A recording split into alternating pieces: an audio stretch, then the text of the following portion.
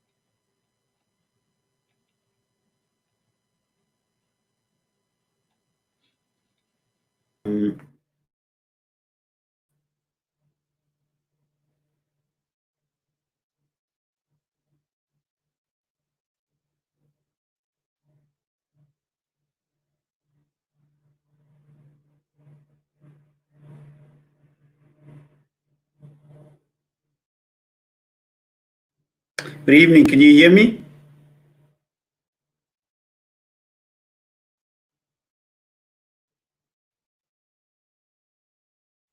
This is so. I see that I'm live, but I can't hear a word. I can't hear any of my colleagues out there. But good evening to you, if you can hear us. I'm hoping that I'm audible to you. Welcome to the LeadUP Alumni Thought Leadership series. Of course, about the issue of business. When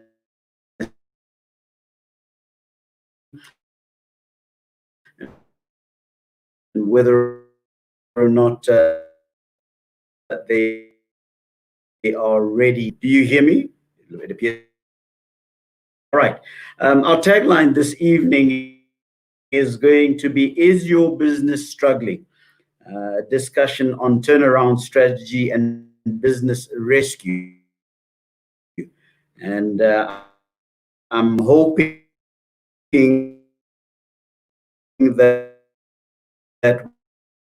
we are going to be able to have this discussion as effectively as possible. I'm going to go straight to the introduction of our panelists. Have this conversation.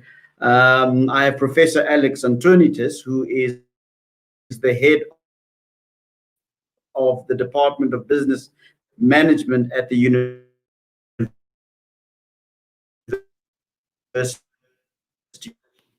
of Pretoria, leadership with a focus on management. Dr. Rachel Moretz is a senior lecturer in strategy,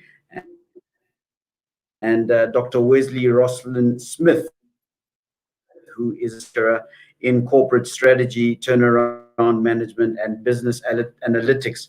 Let me start off by hearing from Professor Alex Antonitis. Professor, can you hear me? I can hear you now, and then thank you, Aubrey, but I'll quickly introduce myself. My voice and focus are more on the entrepreneurial space, embracing the SME sector. And as we know, the entire... It appears that we can't connect. I'm going to go back to the studio and see if we can deal with some of these connectivity issues. But perhaps my colleague Sam will be able to start us off. All right. I see that Professor Alex, I suppose he's interested. Professor, if you can come on and introduce yourself, connectivity issues. Professor. Thank you. Can you all hear me? Okay.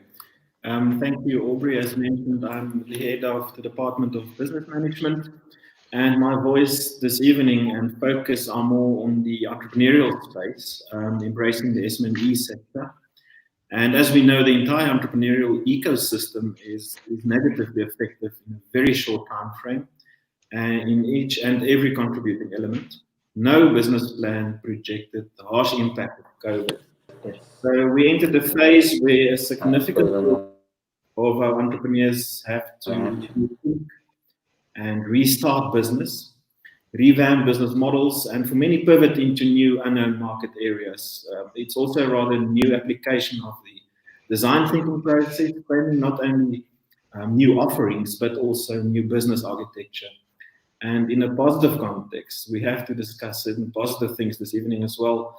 We believe this will spell more innovation and linked market creation. Looking forward.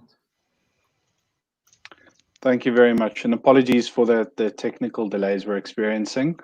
I think, Aubrey, with the great thing about working from home and working anywhere is that it comes with its own challenges in connectivity. My name is Marius. I'm going to try and help moderate this panel while we work through those technical difficulties. So we've just heard from Professor Alex. We are now going to move over to our next speaker, who's just going to give us the introductory points. So Ms. Reba, if you can share with us your thoughts. Good evening. My name is Robela, and my key focus is in strategy, particularly on organizational behavior and even more specifically sense making, because I believe there's a necessity for people to think about how we actually make sense of strategy, how we make sense of business. And this is a pretty chaotic situation that we're dealing with. It's very, it's unknown, and for a lot of people, very stressful. So it's very important that we try and practice sensibility during chaos, just that develop that attitude of stepping back a little bit to try and understand what is actually going on within the business, try to make sense of it, and of course, try to come up with solutions. Secondly, there's often this misconception that disruption is bad. So it's not necessarily bad. With sense-making literature tells us that it's important to break down sense, to break down any problems that you might have, and then try to come up with solutions. And very important is the concept of audience awareness. I think it goes without saying that there's going to be a lot of change. People are going to change, our consumers are going to change, and their priorities are going to change, their intentions are going to change, and their behavior is going to change. So it's important when trying to understand failure, disruption, and so forth, that we actually understand ourselves as businesses and try to understand the audience to see how can we actually change the way we do things in order to actually meet the needs of the consumers. So yeah, that's me. Fantastic. Thank you so much for that. Dr. Rachel Moretz. Good evening. My name is Rachel Moretz, and I work specifically in strategy for big corporates. As we've seen now with uncertainty, even with our webinar, we are confronted by uncharted and rough seas that were caused by this COVID-19 and the lockdowns globally. So as businesses, we should find ourselves checking our compasses and returning to the first principles of strategy. You cannot steer your ship without a clear strategic intent. Even though it becomes difficult to plan for the unforeseen and for the long term, our decisions will still bear long-term repercussions. And disruption in our markets cause businesses today to rethink their strategic assumptions and to pivot their strategy to a new horizon. So we need a flexible strategy to navigate the sea. We cannot be fixed in our organizational identities. We cannot be fixed in a deliberate strategy. We need to be flexible in these times. We also need to think creatively about how we strategize, what we strategize about, and also how we implement our strategy. So this is the time for being creative and innovative and looking at the disruption. Disruption is no longer a fringe issue in business, but it has become one of the mainstream issues in business today. Absolutely, on so many different levels, we see that in today's business world. Dr. Wesley? Well, welcome everyone. There's no doubt that this pandemic and the lockdown fulfills the hallmarks of what we call a black swan event, which is often inappropriately rationalized after the fact with the benefit of hindsight. We need to currently use the rescue and insolvency tools available to distressed businesses, then look to recovery in the medium term by adopting turnaround strategies. The competitive landscape, like my colleague Dr. Moretz has explained, has now changed, and therefore our strategies must adapt. Fragile business models will find it difficult to respond, while resilient ones will endure. Anti-fragile business models will reap the benefit of these disruptions post-lockdown. I hope through our discussion tonight that we can bring some clarity to this very volatile situation and how turnaround management can assist businesses. Wonderful, thank you for that. Professor Marius? Yes, good evening. I'm very happy to participate in this discussion, and I hope we'll turn it into a discussion quickly. And I'm coming from the point of view of distress thinking. So for most businesses, we know that it is not if you are going to experience the stress, it is when. Now with COVID, we are all small businesses, big businesses, all have been dumped into different turnaround situations, and that's what we need to try and understand. And then the question is, how will we respond? So we are mid in this turnaround situation. Every single business is unique, so we cannot generally put the rules, but there are overall rules that can govern how we can respond. And now that's where I think I can make a contribution tonight. Thank you. Fantastic. So now we move on to the first poll of the evening. And if you saw the holding slide at the beginning of our session, our question and answer sessions, as well as our polls tonight, we're going to be running through a platform called slido.com. Once you go to the website and you enter the event code LeadUP 10 June, you'll be able to post any of your questions or comments. You can choose to address it to any of the panelists for tonight. And you can also take part in our polls, the first one of which is now up on the screen. So if you could choose a topic that you would like to learn more about: business rescue, innovation, business strategy and finance, management consulting, or hopefully none of the above, then please let us know in the poll, slido.com 10 LeadUP 10 June. And after this first session of the moderated panel, we will then announce the results. And so jumping into the panel, and you'll excuse me, I'm not the expert, but looking at our panelists tonight, what do you feel is the business principles that should govern our thinking at the moment? And Alex, I'm going to start with you, if you don't mind.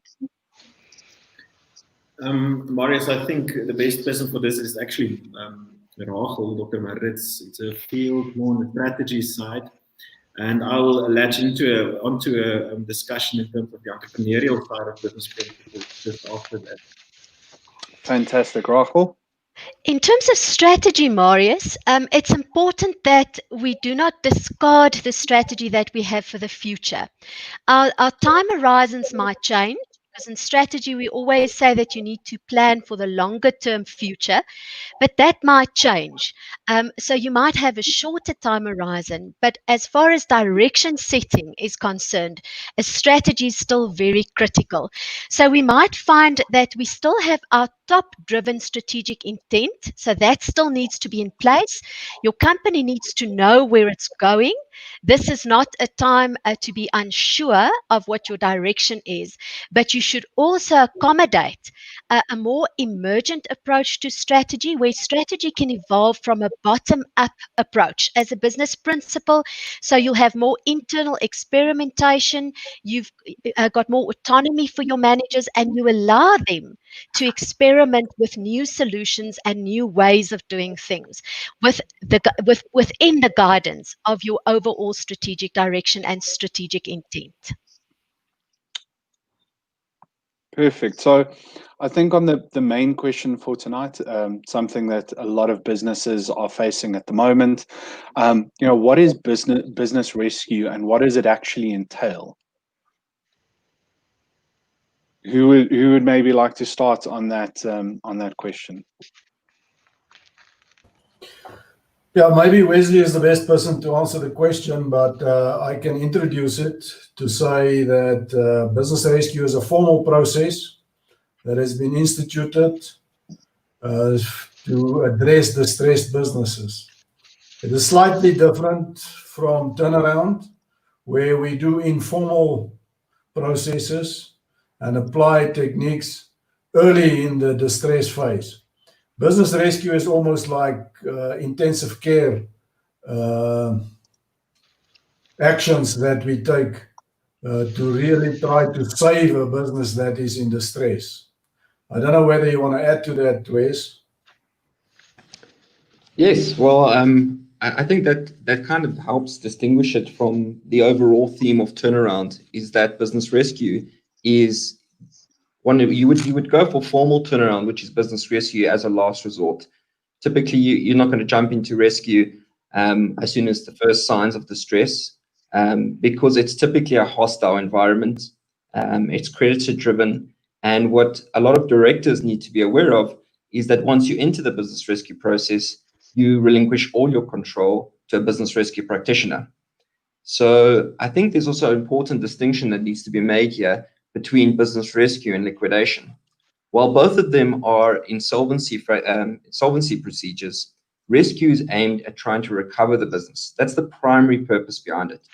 While liquidation is solely targeted at winding down the business. Now, in a lot of cases, a company might not be able to be rescued or returned to its full operation, and parts of it might be sold off in rescue, or it could be even wound down in rescue. We've seen that in some cases. But the major distinction between these two procedures is that in rescue, the aim is recovery, and in liquidation, it's about winding down.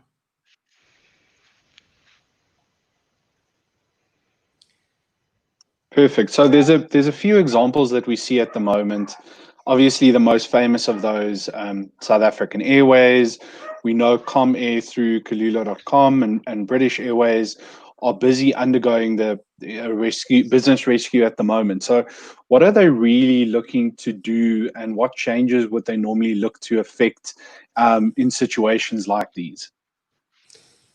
Maybe let me take this question for the start and then pass over to Professor Pretorius.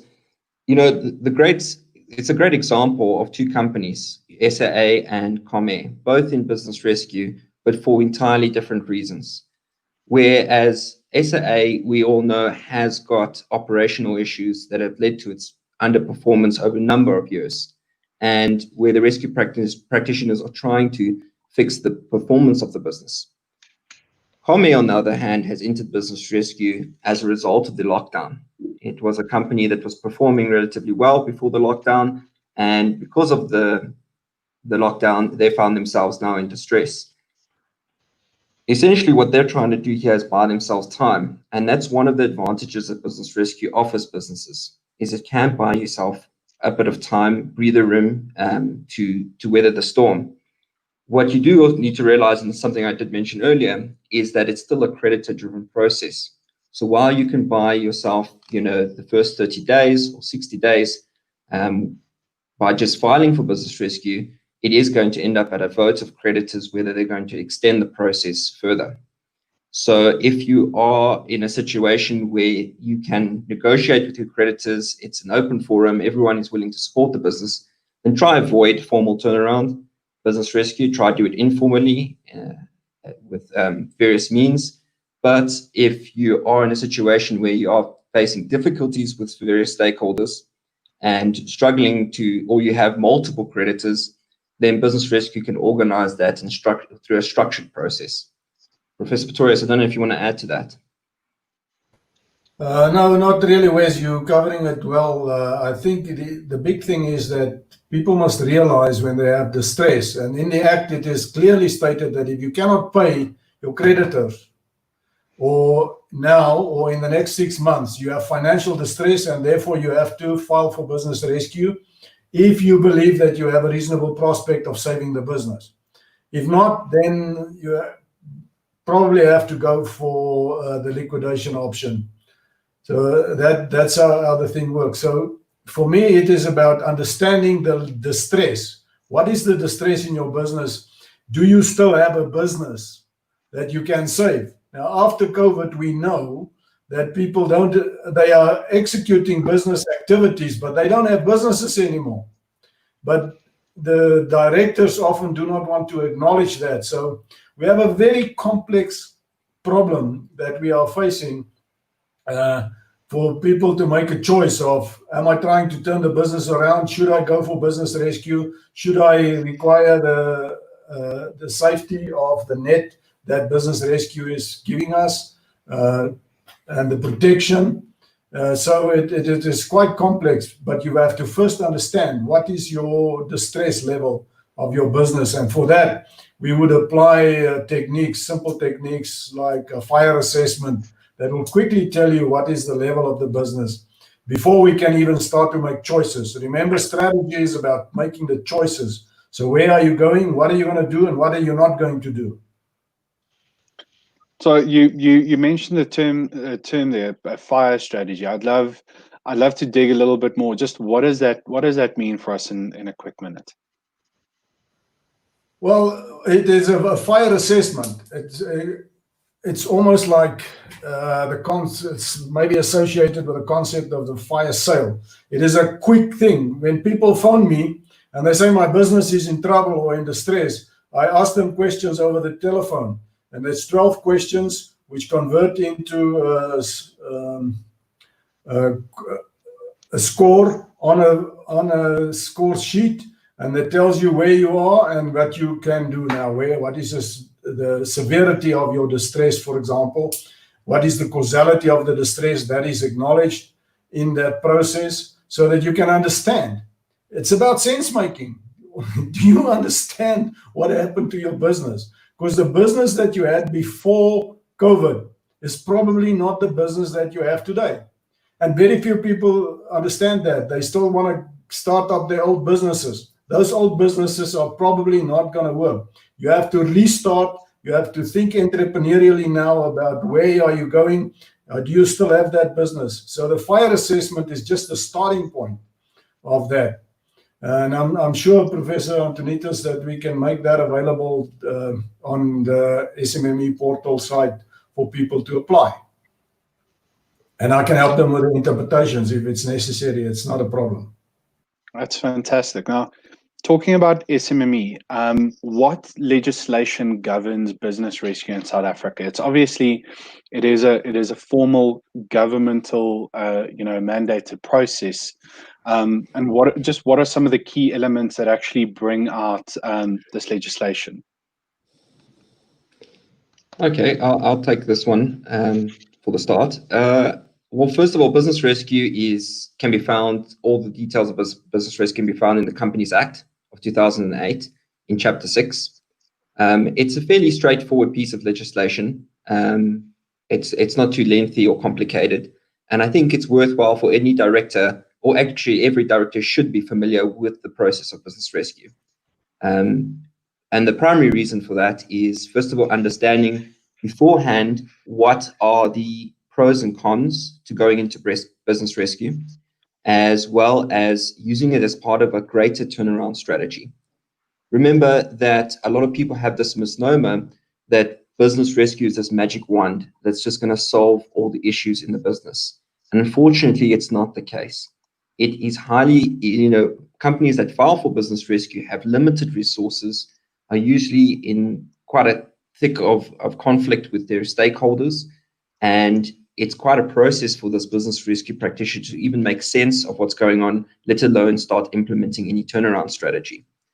So the business rescue process should form part of a greater turnaround strategy, bearing in mind that turnarounds of any company takes in the vicinity of 3 to 5 years. So what you want to do is you want to implement your turnaround strategy. If you need to, use business rescue as a starting point to settle the creditors, get a base plan in place, and then take it from there and work from that forwards. So what you want to do is limit your time in rescue as much as possible. Like I said before, it's quite a hostile environment. It's very expensive to operate. Good business rescue practitioners are not cheap, and they don't come alone.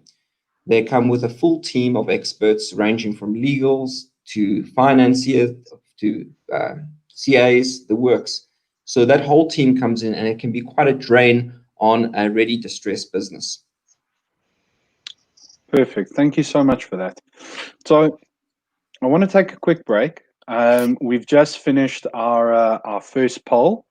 So what topic would you like to learn about most? And if I just look at the results for that poll, we have 57% saying they want to learn more about business rescue.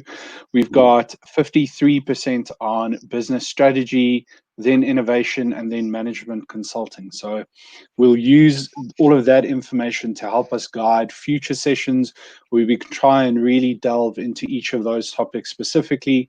And we'll ask our esteemed panelists to share more information post this event that will help our viewers tonight. So now we move on to the second poll for the night before we delve into our Q&A. Would you like to learn more about the National SMME support portal? We'll talk about that in a little bit more detail now as we move forward. But that is our second poll for tonight. Our first question that I want to delve into, and Reba, I'm really looking to you to start us out here, is this is from the Fatwa. So which skills and resources should businesses focus on in order to be more successful post-COVID-19? Thank you.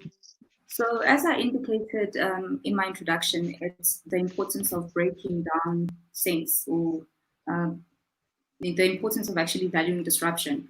So I think one of the key skills that we need to think about is critical thinking, and for a large extent, I think creativity. Obviously, now we are faced with a situation where things have changed, nothing is normal anymore. And so we need to come up with creative ideas, and we need to come up with ways of actually addressing opportunities or seeing opportunities slightly differently. So I'd say critical thinking, and I would definitely say creativity, and definitely adaptability. I think it's a very important skill to have, especially in this period of time, because everything has changed. So you need to adapt. You need to think of new ways of doing things. You need to think about the fact that consumers see things differently. Their value has changed in terms of what it is that they're prioritizing. So you need to be adaptable in terms of your business processes and how you do things. And of course, with adaptability is the willingness to change. So the willingness to change your thinking, how you do things, and in terms of the resources required, I think that would definitely be determined by the type of business that you have. But I think you need to obviously, I mean, if you're thinking about COVID, is the development of skill around tech, around communication, around building relationships. So it's basically about trying to see things differently and trying to tap into almost the sense making of your consumers to try and see how do they view things. And once you have awareness, or you've created awareness around your consumers, what they value, look at your competitors, see how they make sense, because that will also determine your actions, what you need to do. So I don't know if I've answered that question correctly, or if anybody wants to weigh in. That is a really good answer to the question. Thank you for that. Panelists, anybody else who wants to add on to that statement, or can I maybe ask Professor Alex, what comes first in new market development? Is it design thinking or is it strategy?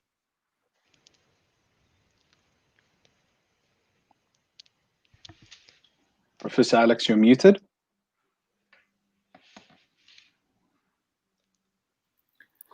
It depends on a number of things, so I'll quickly explain what it is without opening a toolbox of theories. Design thinking is essentially a creation process. It's a creativity, as Reba mentioned, it's a skill, it's something you can learn, and it's customer-centric thinking. And it starts with the problem area. Let's make it very practical. You have a restaurant, you closed for 3 months now. What can I do? So that's your problem.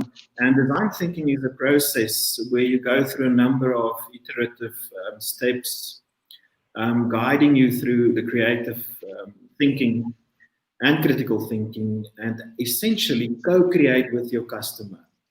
That's the unique side of it. And it links directly with emergent strategy. So it's integrated, and I think I can expand a bit on the strategy side of it, especially on the disruptive side of it. So that's essentially what it is. It's customer-centric. There's a lot of new work on design thinking. It's very popular now. We have, for instance, a PhD, Lindy Schultz, working on service innovation and design thinking, which is quite unique and different and very relevant in terms of where we are right now. That's fantastic. Now, Rachel, can I maybe ask this question of you? Because we've been talking about businesses that are in this COVID crisis at the moment, and business rescue obviously happens before the crisis as well. But we now look at businesses as they move forward. We have a question: will Ster-Kinekor survive post-lockdown? So I'm going to start with you, and then maybe if anybody else wants to add their views. I love movies, so please tell me yes. It's a difficult question, Marius, because we don't have a crystal ball. But what is important to know in our industries, we see that a lot of industry boundaries are actually merging, and the boundaries are actually fading. So your ecosystems are becoming quite important. So you have to know who you can collaborate with, the suppliers of the suppliers. If you think of Ster-Kinekor, they have content providers. They have a pipeline of quality, a pipeline of content providers, and then they exhibit the films. Now, their competition is directly, would typically be Netflix, who's definitely advantaged by this situation where in now Netflix and Apple TV and DSTV in South Africa, so and Showmax, those are the competitors at the moment. But I think the most critical part for Ster-Kinekor is not to be fixed in a fixed identity. It's important to rethink who you are. Alex has spoken about that your value, you have to rethink the product and where the value accrues. So what is it that your customer value? It's not necessarily the movie that they value now. It is the whole experience of sitting in a movie theater and being treated. And unfortunately, that is now negatively affected by the social distance. So for Ster-Kinekor to survive, they will have to think of new networks, of the new ecosystem. They will have to work with competitors and collaborate. So no longer just competing, but collaborating and thinking about their business in a brand new way. So maybe drive-in theaters is the new way to go. Gives us good social distancing. Anybody want to? So our next question actually dovetails off of this. So how do industries plan to cope with conditions post COVID-19? How will they have to reposition themselves? And I'd love to hear the viewpoints of the panel. Yeah, Marius, maybe I must start here to say there's a big portion of sense making required. What is happening to your customer? The customer that you had pre-COVID is different to the customer that you have post-COVID or mid-COVID. I would prefer to speak about mid-COVID. I don't know what post-COVID is going to look like. Although it might be the same person, that person might now have a different spending intent. Where are they going to spend their money? And if we talk about the movies is a nice thing to have. But if you have lost your job, you will hardly be able to go to the movie anyway.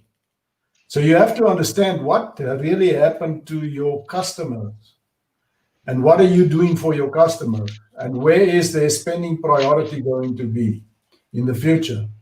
And unless you can understand that, you cannot really apply strategic thinking in order to follow that process. Marius, I would also just like to say, I think post-COVID, we have to consider the trends that are emerging at the moment in our industries. There might be trends that are just now emerging because of COVID, but there might be trends that outlive COVID. So for instance, it has been said that e-learning will be part of our mainstream offering in 2030.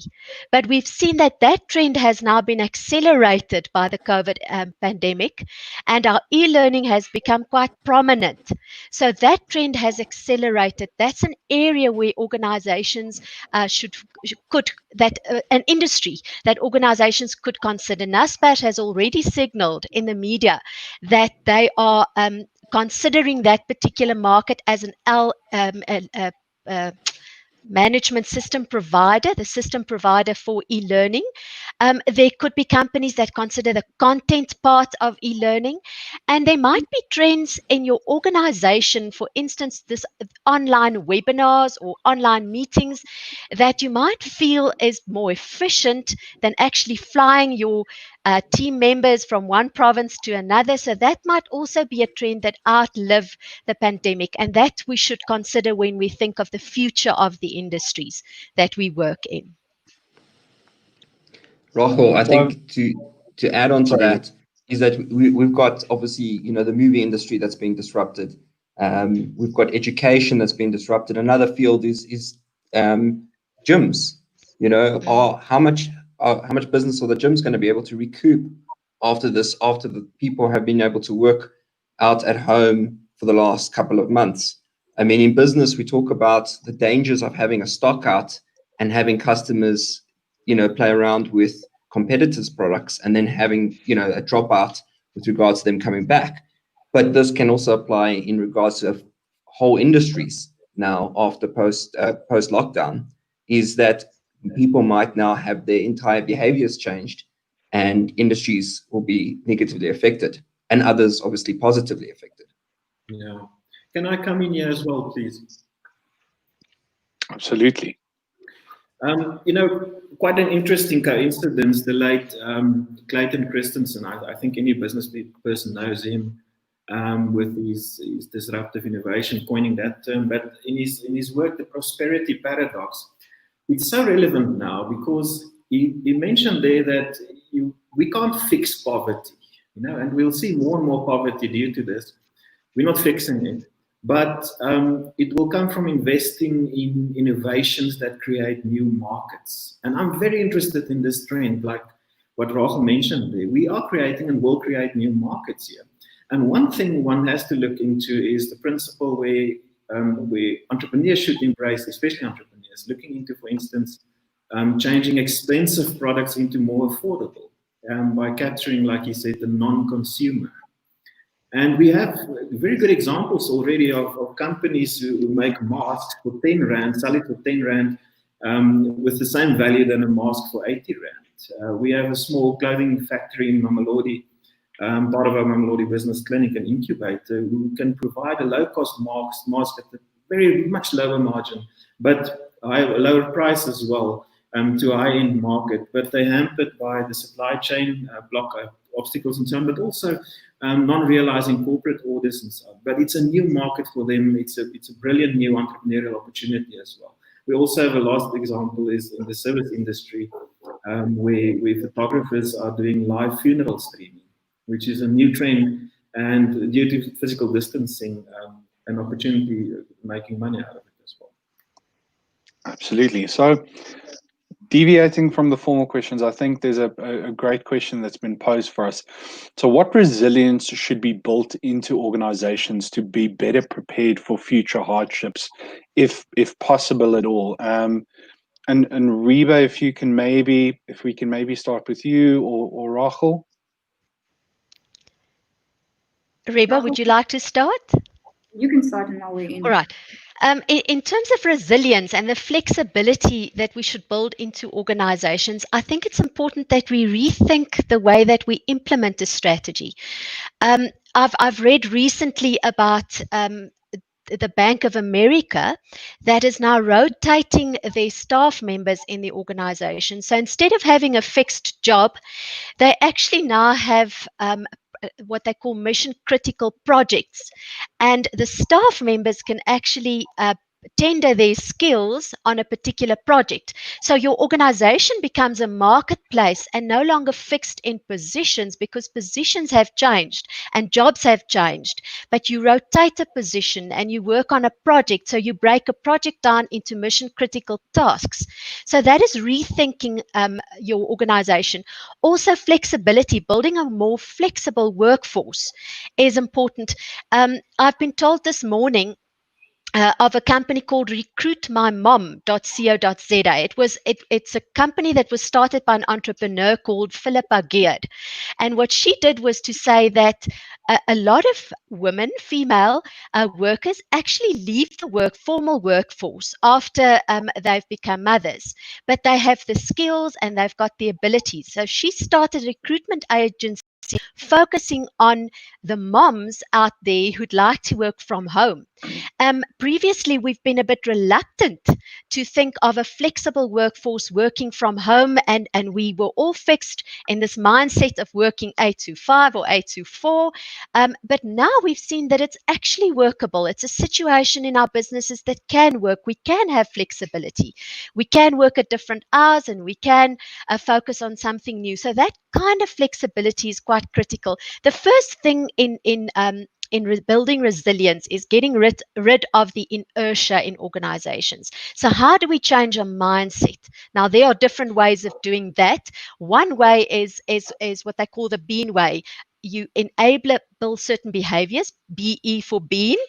So, for instance, you have a checklist of the things that you want. And our university, one new behavior that we wanted was a few years ago was to change to a research intensive university, because we are ranked according to that. So our behavior enablers was looking at how many articles is published by each academic every year. And then artifacts, that's the A in bean. Typically what you do now is you reward them. So there's a trophy and you say, yes, you've been the research of the year. And finally, you nudge them in that direction with the N. So it just helps you in terms of the changes, just to reinforce that behavior, as by perhaps having a leaderboard or whatever. So we need to rethink, and we need to very specifically build in flexibility in organizations. It's not going to happen by itself. It is something that we have to think about, and like Reba says, it's a mind change, and it's that understanding and making sense, but then physically actioning it. Right. So to just latch on to what Rahul has been saying about flexibility, what's important with flexibility is, first of all, be able to understand the context that you're operating in. Alex was referring to the masks that people are making. So people understand the environment that, okay, we are faced with a pandemic where people now need to protect themselves. But context is important. And, people prioritize certain things. So the mask for some people is not necessarily a necessity. Food is a necessity. So you need to understand the context when you're trying to bring in a specific product.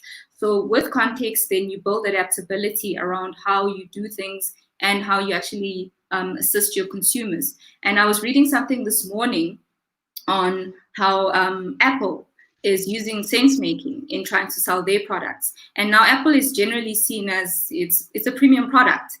But of course, these premium products, even though they are not necessity products, you still want to build your business. And, they addressed several things, and they said, when you try to almost change the process of thinking, there are three things you need to do. You need to identify what the problem is. So because we're now speaking about resilience, so identify so that you may actually be able to relate to your consumers. So it's again that context thing that we're speaking about. And then there needs to be an almost subconscious switch in terms of your mind. You must alter the way in which you see things and the way in which you think.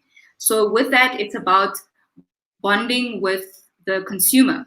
And then finally, it's the reenactment. So it's not just about identifying, relating, understanding context, understanding business principles, and understanding the environment. It's about what are the actions that you're going to do in order to, or how are you going to change your actions in order to ultimately then build this resilient business. So resilience is a lot about understanding the context. It's about being able to relate to your audience, but about implementing change that's actually going to actually make a difference, especially if we're thinking about it in the South African context. I hope I was able to answer the question effectively. That was a great question. So I think that if we look at what's been happening around the COVID crisis, I think informal traders had face masks. One day after the lockdown was announced, they were so well prepared and so able to quickly turn on a dime, as the expression goes, to take advantage of the opportunities. And Hi My Mom is another great example, because it just shows you how technology now enables our world to take that leap forward and to connect opportunity to the availability of resources. But just taking a quick step back, Professor Alex, if you can perhaps explain what a turnaround strategy is quickly, and what does it entail? You're on mute. Sorry.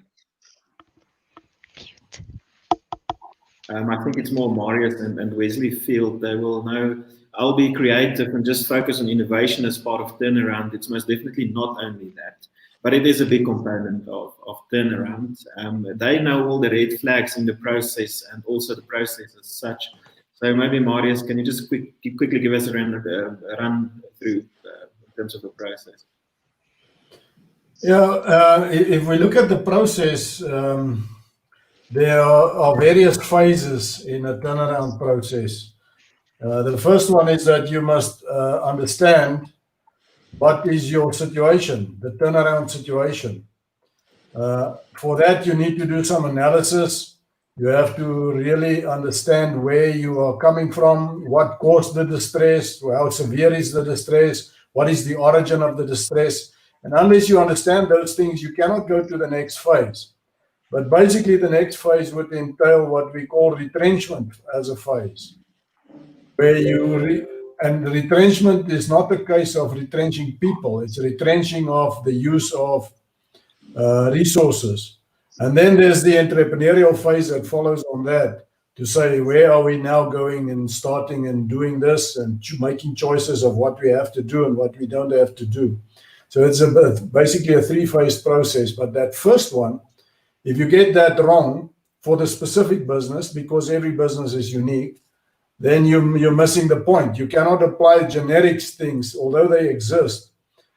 They must be specific to that business. And I think that's in short, with the time that we have left, that I will end there. Perfect. Maybe I can add just to that is that, also a nice definition for turnaround is that businesses have ups and downs. It's the normal course of running any business.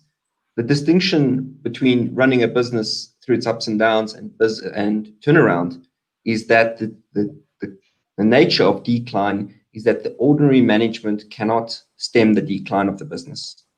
You need external intervention to take place. So either that's in an informal matter or a formal matter through a business rescue practitioner, you need that external intervention to get the company back onto track. So a lot of people think that when a company is severely distressed, that the management of the company can simply implement its own turnaround strategy. Well, typically you want to avoid that. You want external intervention of some kind, because internally this has kind of resulted in the company, in most times, the company being where it is. Perfect. That's a wonderful response. We've got so many questions that have streamed in. We probably need another half an hour. So I think, with your permission, we're going to take all of these questions and we're going to pose them to you after this session. If you can help us draft some questions, and then we can give all of our listeners, all of our viewers, a FAQ that they can refer back to together with more information. I want to finish off on two last things. So the first thing is, Alex, if you can maybe very quickly just talk to us about the SMME portal. Okay, I'll try to be quick. I think Prof. Kupi mentioned our centenary celebration of Faculty of Economic and Management Sciences. And due to that, we thought mid-March, somewhere, Wesley and myself, that we have to jump in, because the global effect of COVID is showing and affecting business. Let's help our SME sector as well. And via our Center for Entrepreneurship, we set up a online portal for any SME in South Africa. And it essentially the core service is professional assistance. And we have about 400 now professional specialists offering free services to our SMEs. I'll give the categories now. And these services are normally and were normally unaffordable for entrepreneurs. As we know, they mentioned that the turnaround and rescue process, how expensive that is. So we have a number of accountants, financial management specialists. We have a very big group of psychologists. As we know, the mental impact is severe. We have lawyers, tax practitioners, ICT specialists, digital marketing, supply chain, communication management, rescue and turnaround practitioners, HR, and many more. And also I have to add a number of business advisors and mentors. We are quite busy at this stage. We 2.5 weeks into since the soft launch of the portal, and we had more than 8,000 visitors on the portal already. We're very busy, and we see a number of trends. And this sector is really in distress, and the kind of questions we see is interesting and not unexpected though. So anyone, two sides. The one is any specialist who want to offer free services, whether it's just 1 hour a week up to 10 hours a week. Please register on our site as a volunteer. We do vetting, we do an investigation whether this is real and whether you have credentials and so on. And then any entrepreneur, whether you work in a garage, whether you sit in your office and work, whether you have a factory of 200 employees, please ask the portal. There are many and a lot of help for you.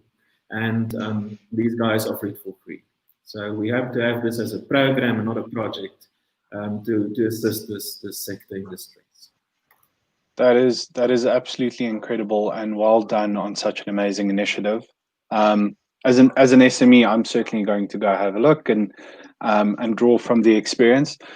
An hour has flown by. We're going to finish off, as I said, all of the questions that everybody has posted. We're sorry we couldn't get to every question.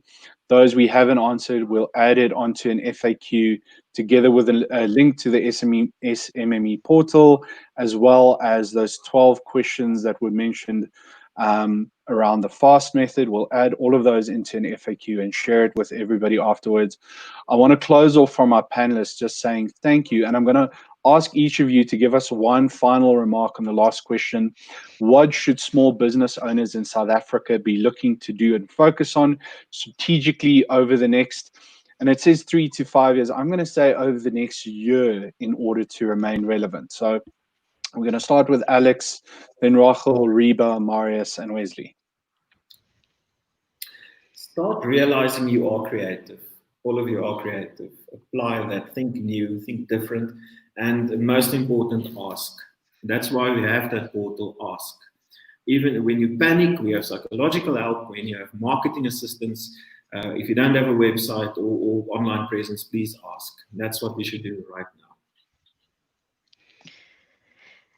My final remark, in this period of liminality where we are between a past that is gone forever and a future that is quite uncertain, we need to use the downtime to rethink our business, to rethink our organizational identity for big corporates, and to think about where we are going in this future. What can we do new? How can we reimagine our future and what we want to do? Maybe we can revive a project that has been on the back burner. We didn't have time for that project, but maybe we'd like to start with something brand new. But this is the time, this downtime is the time to start and think fresh and new about your business. Thank you. So I would like to, thank you. I'd like to say use that creativity to try and build resilience and to think about new opportunities. So wherever there's a problem, try to be solution orientated. And very important is, I think, work well together, collaborate with your competitors or what would typically be your competitors. I think collaboration is very important because with collaboration, you learn a lot and you might be able to find gaps or solutions to gaps that you didn't really think about. So I'd say work well together, build relationships, be creative, be adaptable.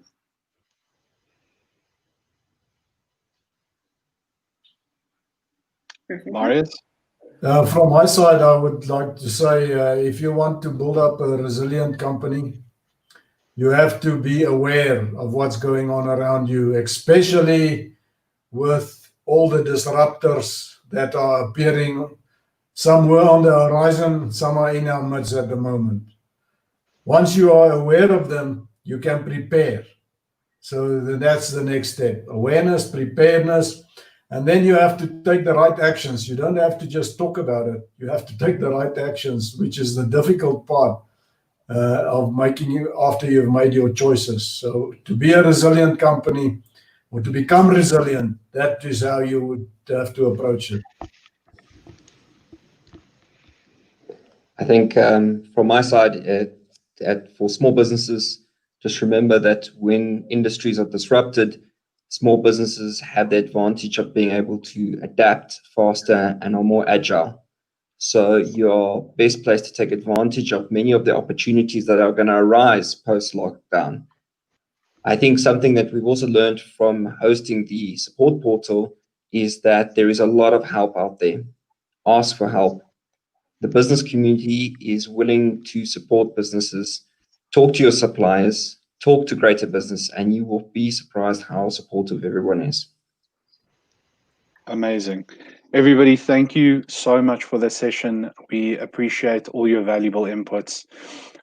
We look forward to delving more into these subjects in the FAQ and in the documents we're going to share later on. A reminder to all of our amazing alumni and viewers, thank you so much for taking out an hour of your evening to spend the time with us as we delve into this session.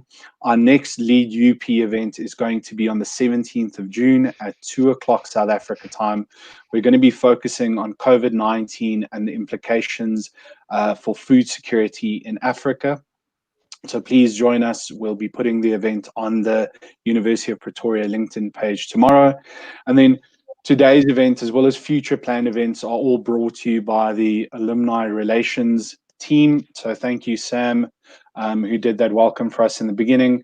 We want to hear your opinion about this event and whether you think it was informative. So our last poll for the night is on Slido. Please tell us whether you would refer this event to your business colleagues or other alumni, with 1 being very unlikely, 10 being extremely likely. Professor Coupe, from our side as well, thank you very much for the words of welcome and the introduction and the beginning of the evening. We hope you have a beautiful evening and the rest of the week. So thank you everybody for joining us tonight, and have a good evening. Thank you. Goodbye. Thank you, Marius. Thank you, everyone. Thank you, Prof. Coupe, and especially Sam for this initiative. I think it's high impact.